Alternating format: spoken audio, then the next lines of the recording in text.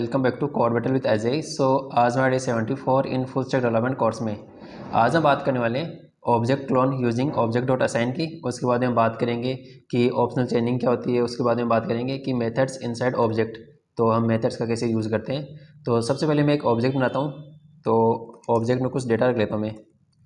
Const data is equals to, जैसे मैंने लिख दिया यहाँ पर एफ नेम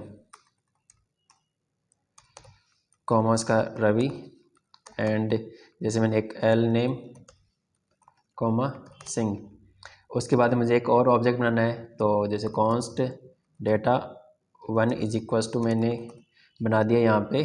जैसे यहाँ पे दे देता हूँ मैं इसको age colon 19 comma gender colon mail.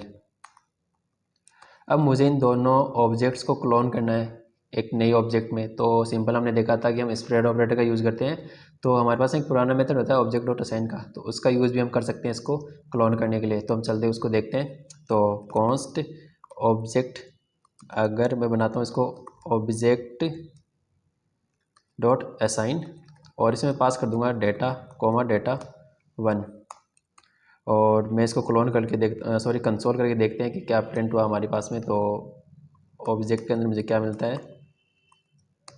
तो मुझे यहाँ पे एक ऑब्जेक्ट मिला जिसमें first name last name age और जेंडर ऐड हो गए। लाइक मैंने डेटा और डेटा 1 दोनों को मैंने क्लोन कर दिया किसमें, ऑब्जेक्ट में। तो हम ऑब्जेक्ट डॉट असाइन की मदद से डेटा को क्लोन कर सकते हैं या ऑब्जेक्ट को क्लोन कर सकते हैं। और हमारे पास में पुराने मेथड्स है जैसे स्प्रेड ऑपरेटर है, उसका भी हम यूज़ कर सकते हैं क्लोन करने के लिए। सो अब नेक्स्ट हम बात करते हैं ऑप्शनल चेनिंग की। तो बेसिकली अगर आपके पास में एक ऑब्जेक्ट का डेटा है और उसके अंदर और ऑब्जेक्ट है, तो आपको चेक करना होता है कि अगर मान लो कि उससे डेटा अनडिफाइंड आ रहा है तो वहाँ से आपको एरर मिलेगा अगर आपने उसके आगे डॉट और यूज़ कर लिया। एग्जांपल के लिए अगर मैं बात करूँ, मेरे पास में एक यूज़र है। तो कॉन्स्ट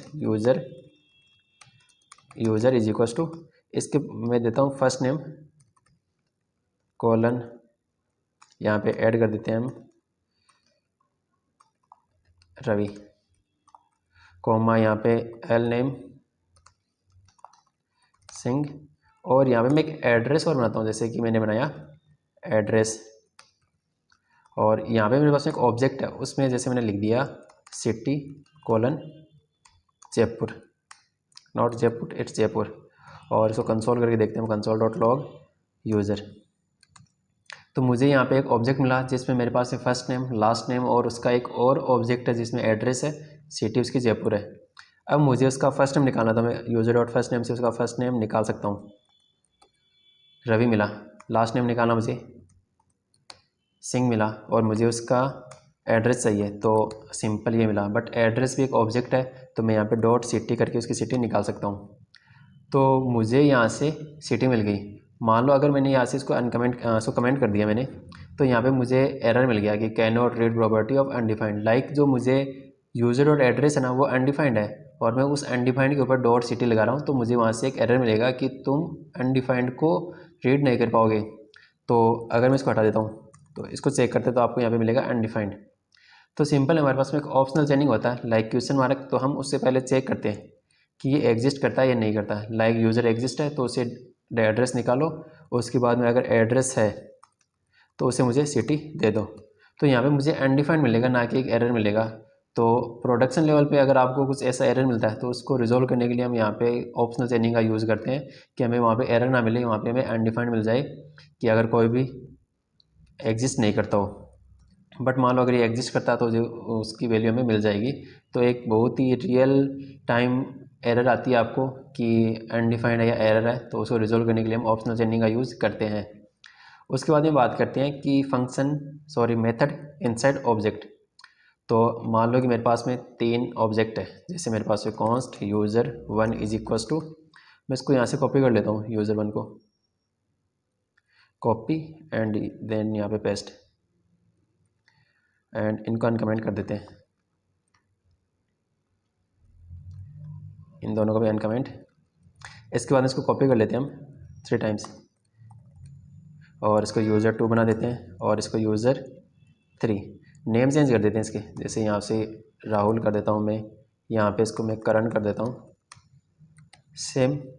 अब मुझे यहाँ पे एक फंक्शन बनाना है, तो उस फंक्शन को मैं यहाँ पे ऐसे बना सकता हूँ, जैसे मैंने अबाउट कोलन फंक्शन और कंसोल डॉट लॉग ये करेगा क्या, ये बैकटिक के अंदर डॉलर साइन और कर्ली ब्रैकेट के अंदर ऐप नेम प्रिंट करेगा, या दिस डॉट ऐप नेम का यूज़ करेंगे हम क्योंकि दिस उस करंट ऑब्जेक्ट को बताएगा। अब सेम मैं इसको कॉपी पेस्ट कर देता हूँ तीनों जगह, कॉमा और इसको पेस्ट, देन नीचे वाले में कॉमा और इसको पेस्ट।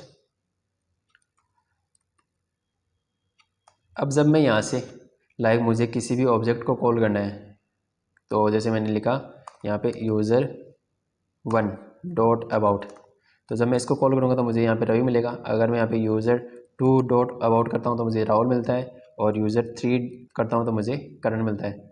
अगर मैं यहाँ पे ओनली दिस प्रिंट करूँ, ऐप नाम प्रिंट ना करके दिस, तो जो ये दिस है ना वो उस करंट ऑब्जेक्ट को बताता है कि हम किसके थ्रू इसको बना रहे हैं। तो यहाँ पे डॉट दिस का यूज़ करते हैं, सॉरी डॉट ऐप नेम, तो उस करंट ऑब्जेक्ट का मुझे फर्स्ट नेम मिल जाएगा यहाँ से। तो इसके लिए हम मेथड्स का यूज़ करते हैं। बट दिक्कत यहाँ पे क्या है, दिक्कत ये है कि जैसे मेरे पास में 3 ऑब्जेक्ट थे, उनमें मैंने 3-3 लाइन का एक फंक्शन बनाया है। अगर मान लो कि इस फंक्शन की लेंथ 100 लाइन की होती तो तीनों ऑब्जेक्ट में मुझे 100 लाइन लिखनी होती, तो इसके लिए मेरे पास में 300 लाइन हो जाती। और मैं इसको क्या कर सकता हूँ कि बाहर बना सकता हूँ, उसको मैं रीयूज़ कर सकता हूँ बार बार। तो वो कैसे होगा, तो जैसे मैंने बाहर एक फंक्शन बना दिया, फंक्शन अबाउट, और इसको मैं सेम करवा देता हूँ यहाँ से कॉपी पेस्ट,